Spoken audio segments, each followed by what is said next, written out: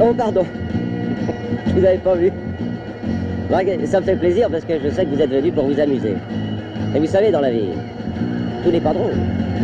Regardez. Regardez mon beau visage buriné. Il y a des jaloux qui n'ont pas de gueule du tout. Quand je passe à la télévision, c'est pas la peine de te précipiter pour toucher à tous tes boutons. Ton poste n'est pas déréglé.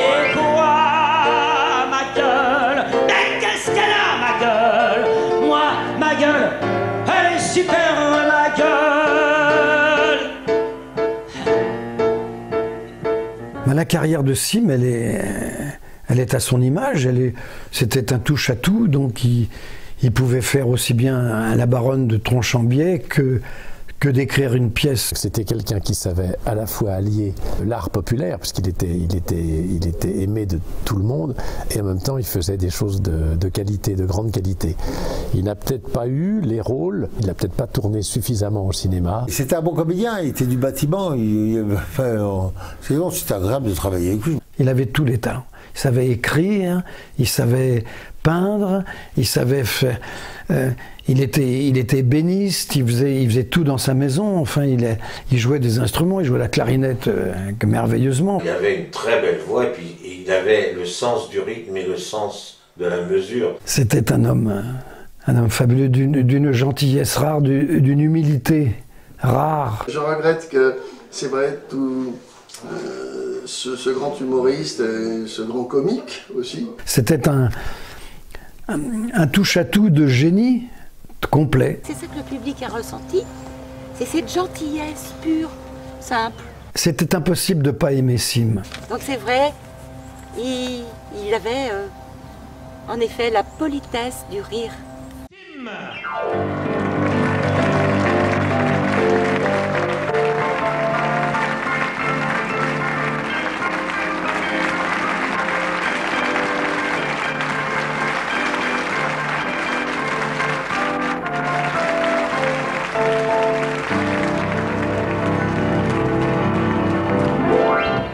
Merci, mais ça vaut ça.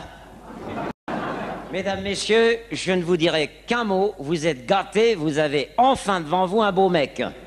Mon père est né en 1926 à Cauterets, dans les Pyrénées. Mon grand-père qui était chef électricien, il était parisien, mais ils ont habité après Ancenis, qui est en Loire-Atlantique, je crois, ou, enfin pas loin d'Angers, Nantes. Donc là, mes grands-parents y habitaient, mon père y a vécu une partie de son enfance. Pour, assez rapidement, jeune homme, prendre la décision de monter à Paris. Parce que très jeune, il a eu vraiment cette passion, cette envie dévorante de monter sur les planches. Il a été clown, bien sûr. Il avait un partenaire qui était un peu plus âgé en Bretagne. Et ils ont commencé par faire des tournées en Bretagne avec son partenaire. Et disons que c'est un petit peu grâce à ce partenaire qu'il a eu le goût de la fantaisie et de l'amusement. Voilà. Donc il a été à une bonne école de ce côté-là.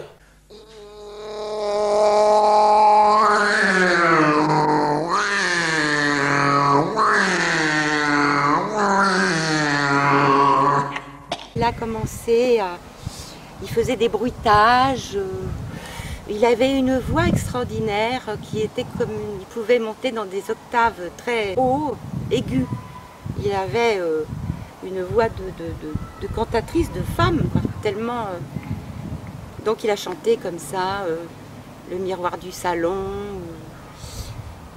et il faisait des petites cabrioles, des pirouettes qui faisaient énormément rire les gens parce qu'il les surprenait. C'était impromptu, par exemple, dans un sketch, d'un seul coup, il allait se cogner quelque part ou rater une marche, ou voilà. Attention vernis, attention vernis. Voilà. Ah, vas-y. Eh ben, elle va pas être bien la coopération ici, hein? Regardez ça. Il arrivait à prendre les gens et à les faire rire. Et pourtant, c'était pas facile au cabaret parce que il y avait beaucoup de gens qui venaient pour y manger. Donc des fois, on n'y prêtait pas tellement attention aux artistes qui passaient sur scène. Et papa arrivait à captiver son public, déjà, qui était en train de naître. Mais enfin, il a un peu galéré quand même, parce que par moments, c'était pas évident. Avec Jean Nohain, il était invité à l'Élysée avec Fernand Reynaud. Il y avait un tas d'artistes qui venaient dîner à l'Élysée. C'était du temps de... Je crois que c'était du temps de René Coty. Et après le repas, il y avait un dessert, c'était des oranges givrées.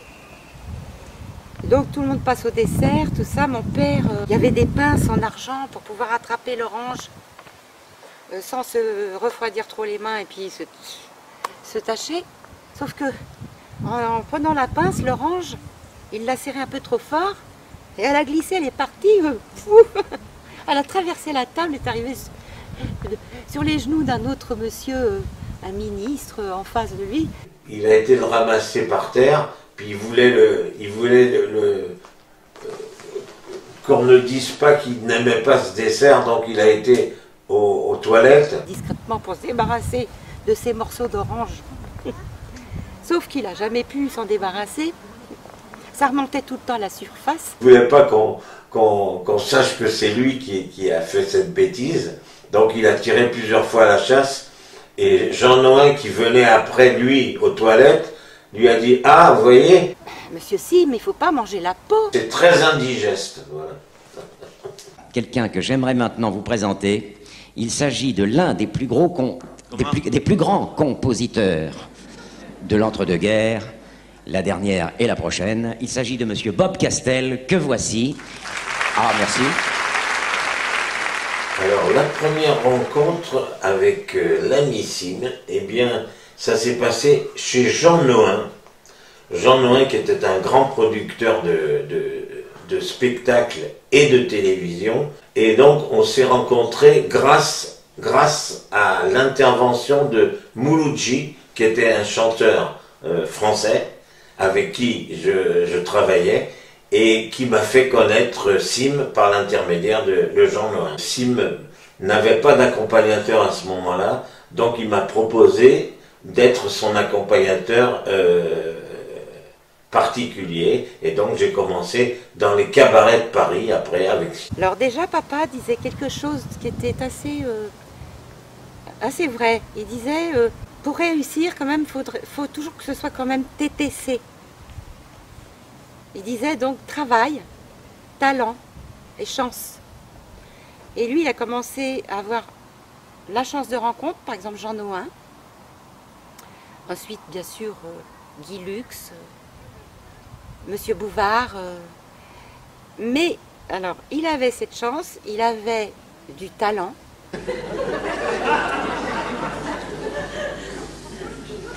Il y a longtemps que vous n'avez pas vu votre dentiste? Je n'y vais jamais, j'ai horreur de ça. Bon, là, attendez, je vais vous passer un coup de roulette sur la molaire du devant, là. Voilà, vous voulez une fracture? Non, vous voulez une facture?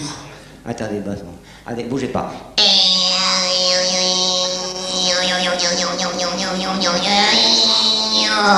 La langue dans le fond, c'est... non, dans le fond. La langue dans le... Ah non, c'est un bout de foie de veau de midi, ça. Bougez pas.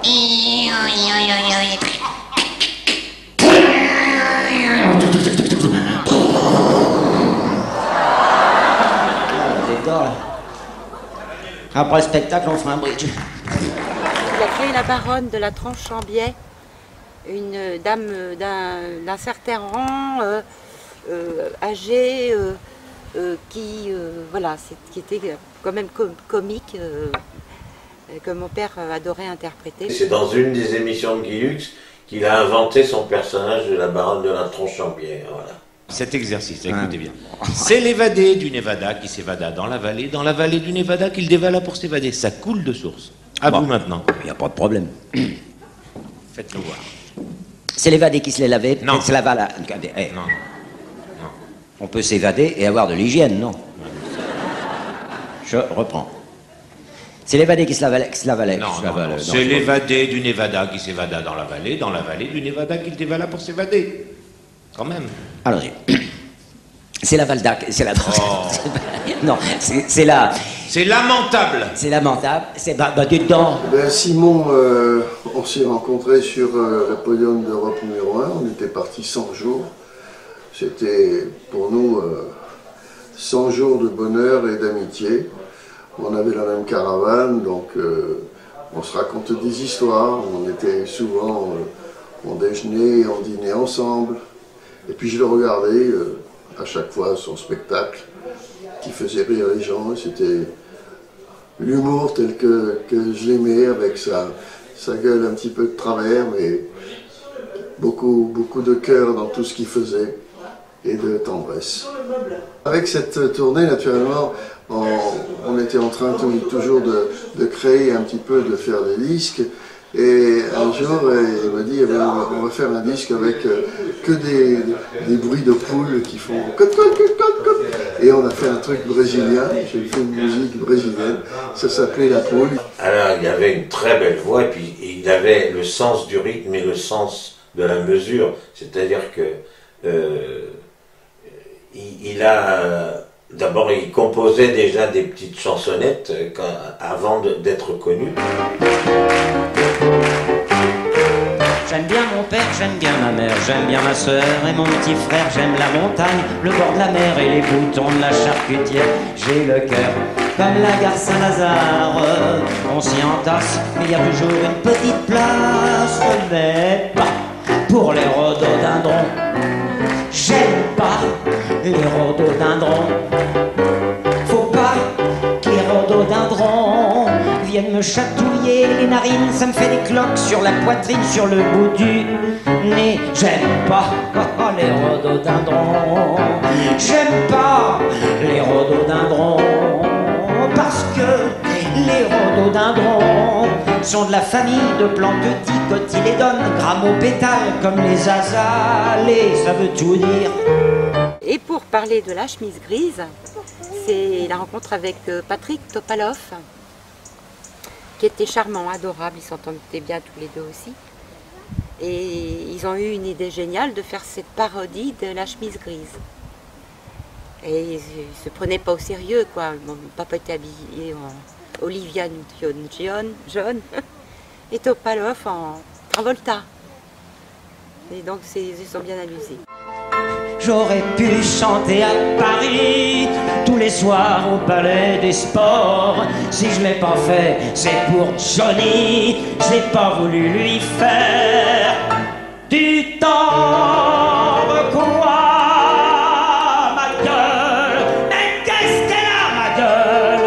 Moi, ma gueule, elle est super, ma gueule. Moi, ma gueule, mais qu'est-ce qu'elle a, ma gueule? Qu'est-ce qu'elle a? Sa gueule! Qu'est-ce qu'il y a? Il y a quelqu'un? Hein? Quelqu'un là, excusez-moi, mais vous avez pas vu la vôtre? Non. Ça vaut mieux. Parce que moi, monsieur, ma gueule, elle est chouette, ma gueule. Sim a eu des très grands rôles. Il a même tourné avec un grand metteur en scène italien. Un jour,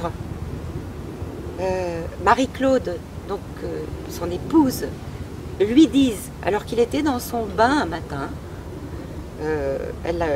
c'était mignon, elle dit « Simi, bah écoute, là, il y a eu un coup de fil, c'est Fellini qui cherche à te joindre. » Et mon père l'a pas cru, il dit « Non, c'est pas...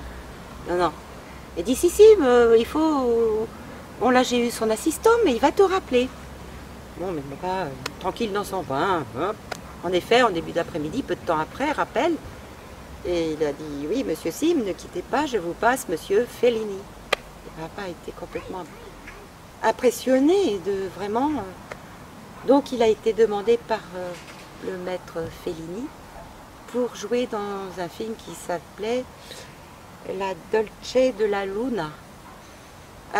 Il avait compris, Fellini, je pense que mon père était un personnage atypique, complet.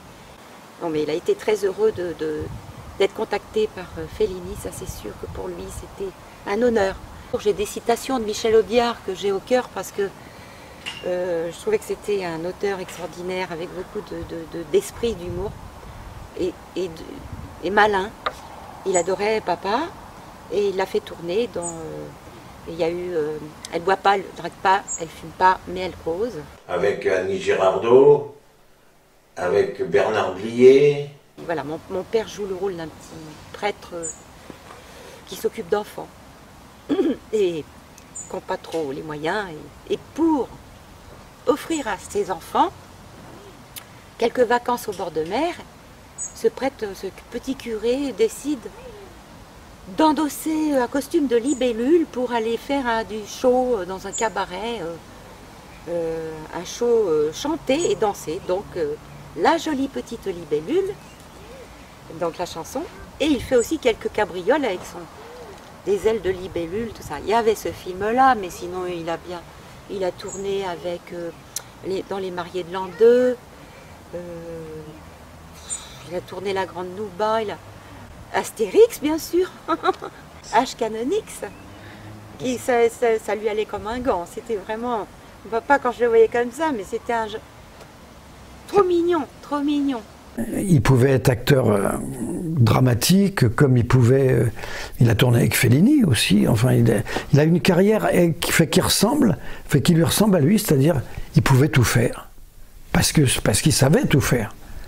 Et ça, c'est pas donné à tout le monde. Une bonne carrière cinématographique. Hein. Il a tourné, je pense, une vingtaine de films quand même. Hein.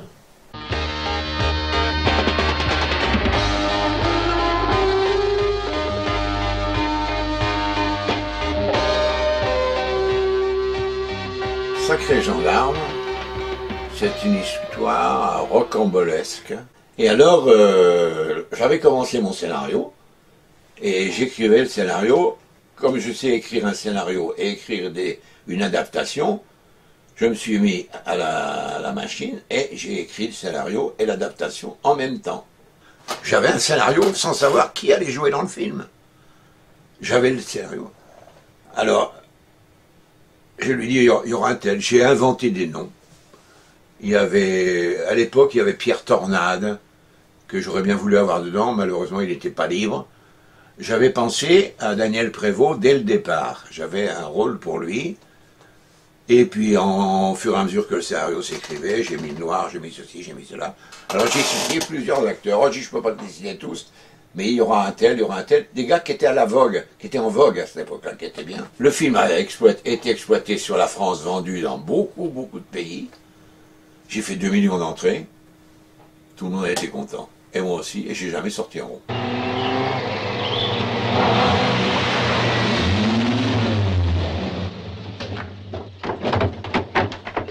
Ah la merde! Oh bah dis donc! Il passe jamais de voiture sur cette route! Vous voyez, chef, avec votre manie de partir avant l'heure, je savais bien que j'allais en coincer un jour! Mais il m'engueule en plus! Non, non. Vous avez pris le numéro? Ah non, chef. Non. Et vous, chef? Moi j'en suis sûr, c'était une voiture rouge. Ah non! Ah non! Non, chef, elle était marron, ça j'en suis sûr que je l'ai vue, marron. Comme les escargots? Non, elle était marron, comme les champignons. Ah, mais c'est fini, oui! Moi, ce que je sais, c'est qu'elle était rouge, un peu orangée. Ouais, je lui aurais collé le maximum. Non, maximum, j'aurais collé le maximum. Le maximum, j'y collais. Poussez-vous de là, incapable. Ah, je m'en attendais pas, chef. Mon Dieu, mais comment? Ah, je m'en attendais pas, chef. Ben, le tournage des films, il m'a fallu déjà trouver un endroit pour le tourner. C'est que une fois tout prêt, j'avais prévu de le tourner la première semaine de janvier 80 pour que le film puisse être prêt au 31 mars. J'avais Daniel Prévost, j'avais Sim, j'avais Robert Castel avec qui j'ai eu quelques petits problèmes. Le noir, il n'y avait pas de problème, je le connaissais depuis un certain temps. Il tournait pas mal à l'époque.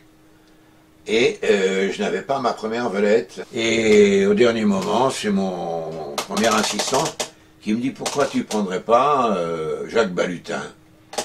Jacques Balutin, c'est un acteur de théâtre. Moi, je le connaissais bien. Enfin, je ne le connaissais pas personnellement. Il m'a fait venir Balutin, on a sympathisé tout de suite, il a été très bien dans le rôle, et c'est un grand comédien, Balutin, c'est un bon comédien. Le film, on l'a duré 3 semaines sur place. Et je l'ai fait dans le Midi parce que comme on a tourné en janvier, on cherchait partout où il y avait de la verdure. Quand il n'y en avait pas, on essayait d'en mettre. On allait chercher pas des rosiers, mais enfin des troènes à droite, des troènes à gauche. Enfin, on s'est arrangé pour que ça soit toujours qu'il fasse beau. Et on a eu du beau temps tout le temps. Nous, on est bien ici.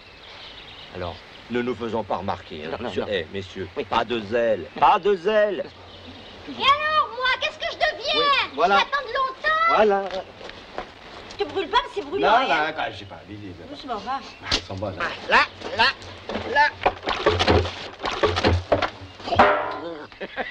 Alors, chef, on s'entraîne pour les barricades?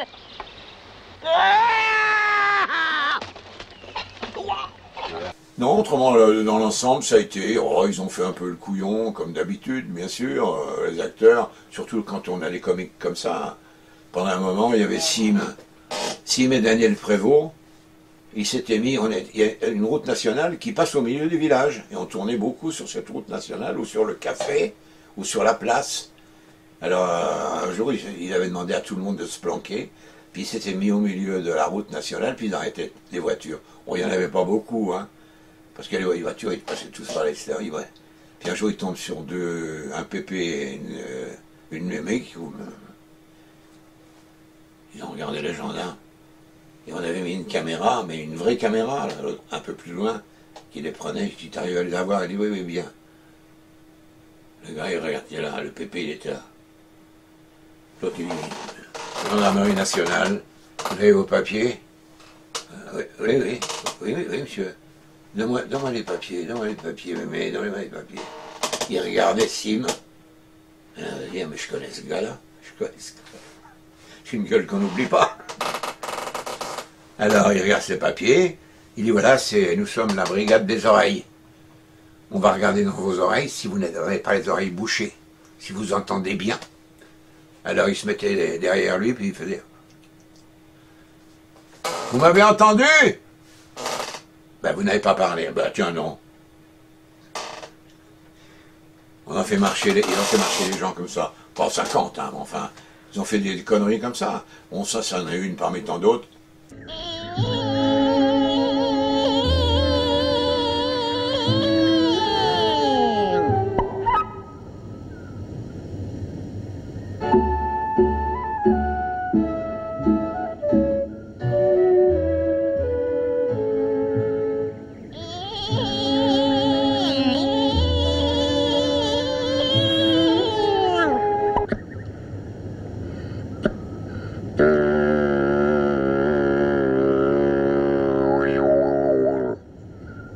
Alors l'histoire avec Touche pas à mon mignon, moi je voulais pas faire le film. Mais j'ai eu pendant 25 ans un ami, un bon copain. Ah, il me dit, Bernard, il dit, vous devriez faire un film avec Sim. Ah, je dis non, je peux pas faire un film avec Sim. Sim, c'est pas un acteur, c'est un comédien, mais il lui faut du monde autour de lui. Tout seul, zéro, on fera rien. On fera rien du tout. Et il m'a cassé les pieds, Et alors, j'ai fait un scénario en vitesse, comme ça a duré 3 jours. J'ai fait un scénario qui se passait au bord de la mer. On a tourné au mois d'octobre. J'ai pris 2-3 acteurs, comme Henri Genès, avec qui j'avais déjà tourné dans Le Gendarme, et qui a tourné là aussi. Et je dis à Sim, je lui dis, je refais un film, tu tournes avec moi. Le film terminé. On le sort. Le film fait pas des miracles, c'est un petit film, c'est un petit roman de gare. Tu te fous de ma gueule, t'es bourré ou pas? Non. Si c'est pour épater les nanas, t'as qu'à aller jouer les dauphins dans la piscine et me foutre la paix. Ah, mais t'énerve pas, Gaëtan. Je t'énerve pas. C'est pas de ma faute, Gaëtan. C'est que débarque pas mes chaussettes. Fous le lâche la chaussette. Lâche. Il me voit. Ça va être ta fête.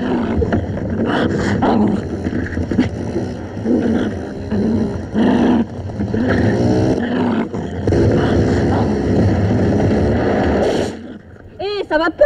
Et il a tourné surtout aussi toute la série de Louis Labrocante avec son grand ami. Victor Lanoux, c'était formidable ce qu'ils ont joué ensemble. Ils sont régalés parce qu'ils étaient plus que des partenaires. Ils étaient frères, amis et frères. Et je crois ils ont d'abord commencé à se rencontrer par l'intermédiaire d'abord de Victor Lanoux, qui a fait jouer mon père au théâtre.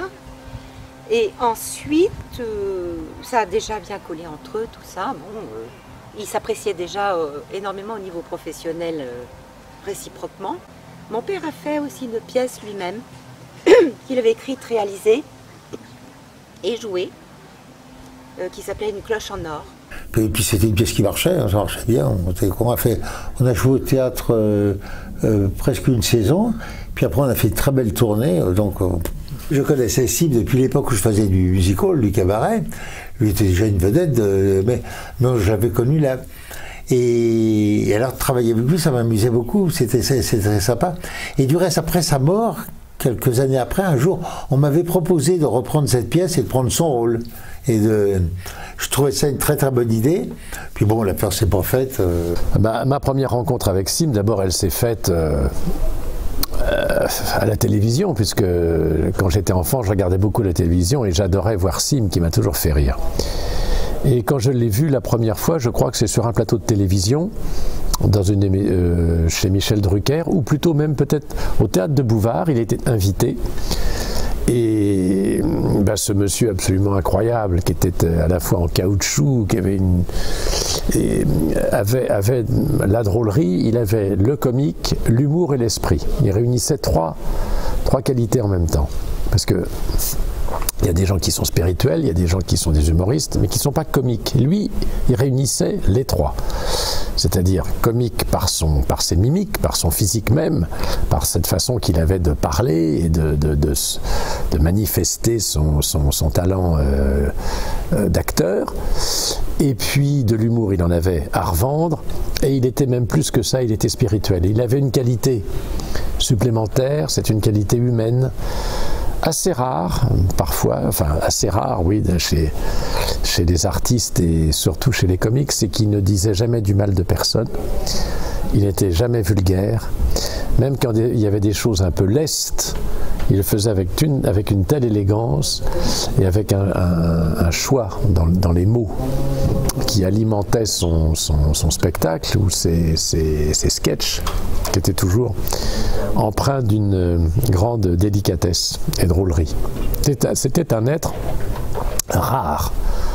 C'était plus qu'un amuseur comme ça, etc. Il était tordant de drôlerie, c'était un acteur baroque qui faisait des choses folles, surréalistes. Alors, ma première rencontre, quand je l'ai vu, je me rappelle, j'étais avec Las Palais, on était au Théâtre de Bouvard, donc avec les autres camarades, et on a vu Sim, on était fous de joie de voir ce monsieur qui avait déjà enchanté mon enfance, mon adolescence, etc. Moi, Simon Berrier, pour moi, j'appelais toujours Simon.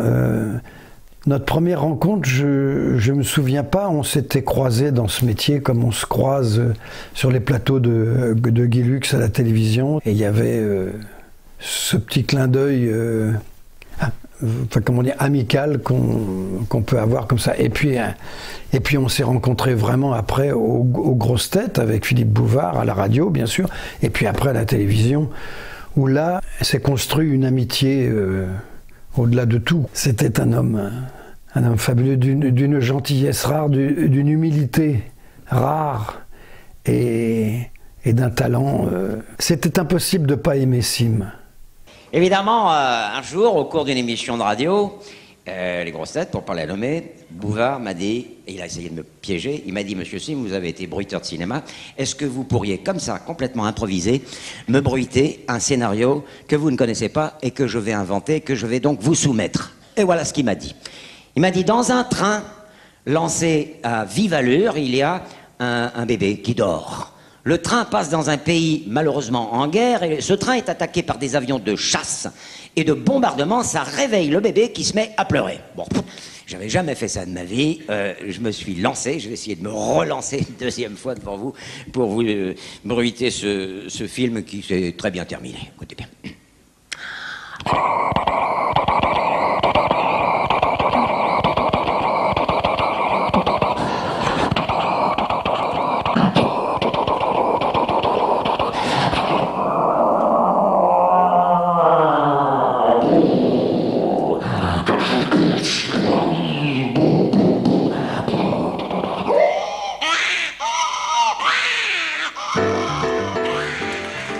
Ça a tout de suite bien collé aux grosses têtes. Et puis, il adorait cette culture mêlée à l'esprit. Papa avait un esprit très vif. Ça a tout de suite matché avec toute l'équipe des grosses têtes. Avec Bouvard, ils ont fait des années folles de gags et puis de raconter des histoires. Bon, c'était toujours un petit peu à la limite de la ceinture. Il rigolait beaucoup aussi aux grosses têtes. Papa y allait pour travailler, mais c'était une partie de plaisir. Et puis la complicité, bien sûr, dans tous les sketchs qu'on a fait. Voilà, on s'était trouvé deux personnages qui se répondaient, je le maltraitais, le pauvre. Mais il faisait ça, il était d'une souplesse extraordinaire, donc on pouvait se permettre ça. Philippe Bouvard nous disait, mais vous êtes fous tous les deux, vous êtes des fous, quoi. Oui, je crois qu'on travaillait bien les sketchs, tout était bien construit, et puis quand on devait tourner, on jouait, on se laissait aller à notre nature, à notre invention réciproque, et qui était que c'était un duo, quoi. Alors bien sûr, on travaillait, comme je vous disais, on travaillait les sketchs il en écrivait beaucoup, parce qu'il avait un grand talent d'écriture, hein, comme je l'ai dit. Et puis après, on se laissait aller à cette folie complète où on pouvait... Voilà, moi je pense que depuis le conservatoire, j'avais pas été aussi libre de jouer comme ça en scène avec un partenaire qui était... oui, on était en osmose complète. On peut pas dire le contraire, d'ailleurs ça se voit dans les sketchs, les gens me disaient « Oh, dites donc, vous êtes avec lui, hein, vous y allez pas mollo, j'étais oui, mais on avait fait nos personnages de ce type qui le maltraitait tout le temps et puis il avait cette faculté d'improvisation très très rare, très très rare.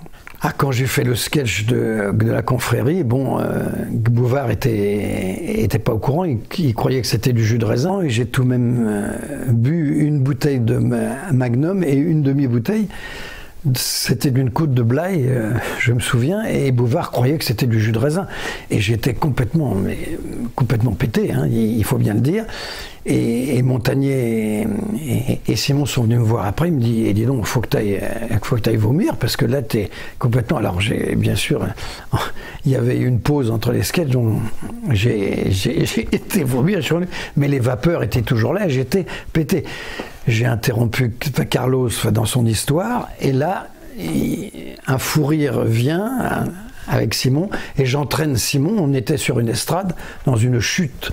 Mais vraiment, on est tombé, on a eu du pot de pas se faire mal d'ailleurs.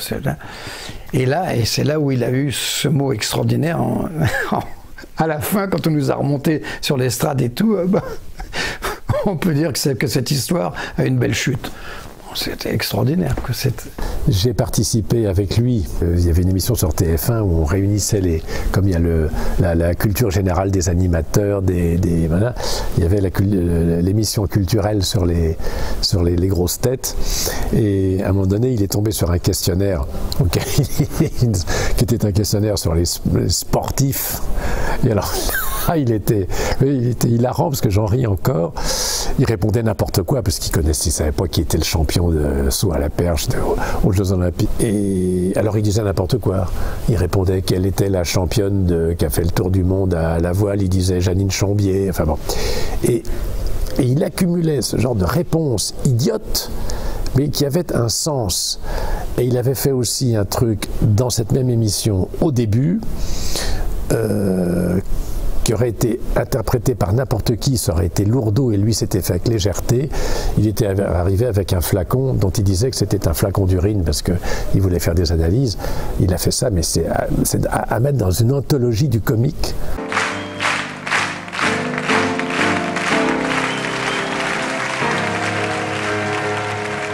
Il a ralenti un petit peu ses activités. Il a quitté la Normandie pour pouvoir un petit peu, parce qu'il avait moins besoin d'être proche de Paris. Donc il s'est dit là maintenant, je vais justement aller vers un peu plus de soleil, d'espace et tout. Donc il avait justement posé ses bagages ici à Roquebrune en trouvant une agréable maison. Et il continuait à écrire, il continuait à peindre. Ce qu'il aimait aussi, c'est d'avoir récupéré le temps qu'il n'avait pas eu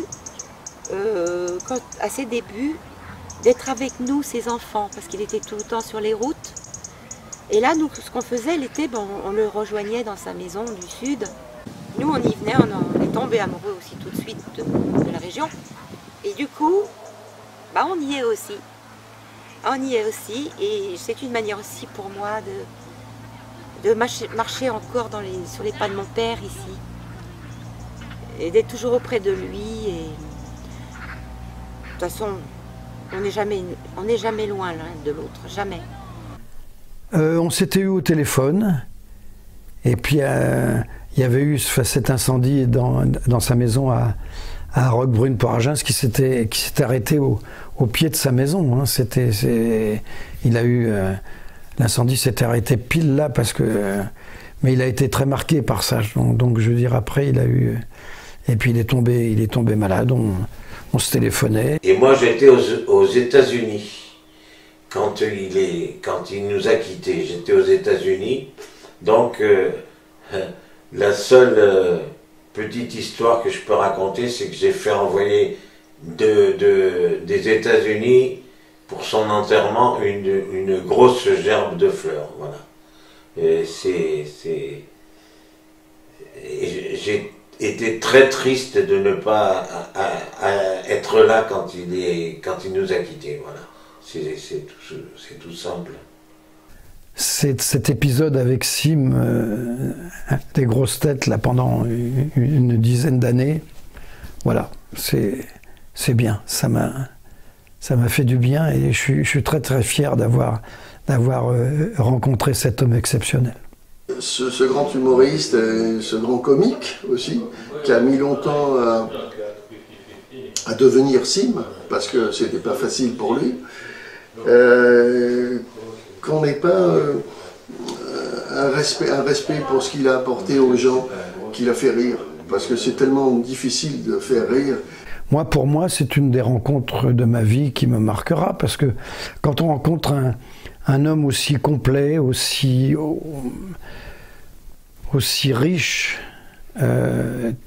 qui vous apporte plein de choses, qui vous enrichit votre vie, quoi. Oui, je peux pas dire autrement, c'était ça. C'était un être vraiment merveilleux, et sur le plan humain aussi, parce qu'il était absolument charmant.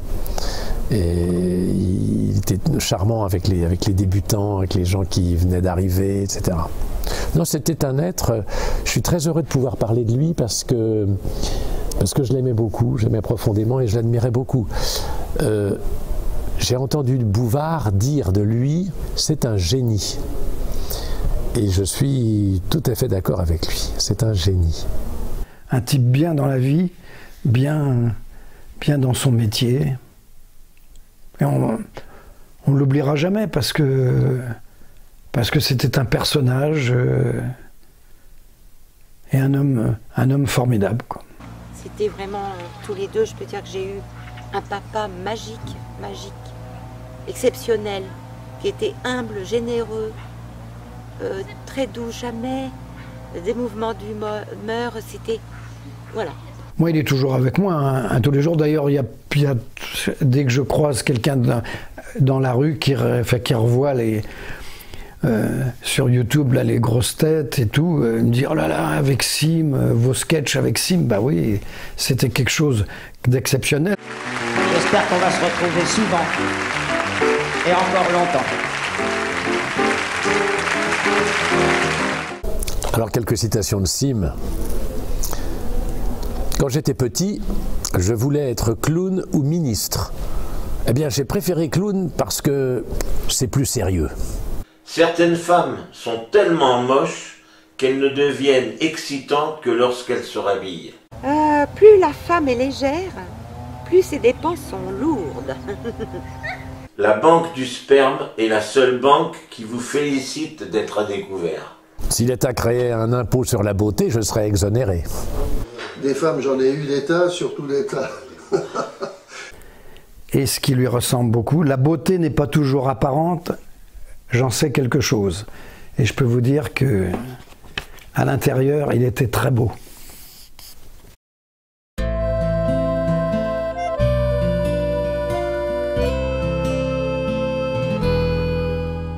Simon d'amour et de tendresse, Simon de rire et de caresse, ça fait déjà 10 ans de peine que Mister C n'est plus sur scène. Amis, on a fait le tour de France, podium d'Europe sans gilet jaune. L'erreur pour lui était humaine quand il disait « Regardez-moi ». On partageait une caravane avec un holguet, les minettes. T'aimais pas les rhododendrons, mais tu lochais grave sur les gros nichons. C'était le bon temps de ta déesse et moi de ma vieille Mercedes. On y a fumé des kilomètres, putain de cigarette. Simon d'amour et de tendresse, Simon de rire et de caresse. Si ma chanson bat des paupières, c'est que t'as quitté trop tôt la terre.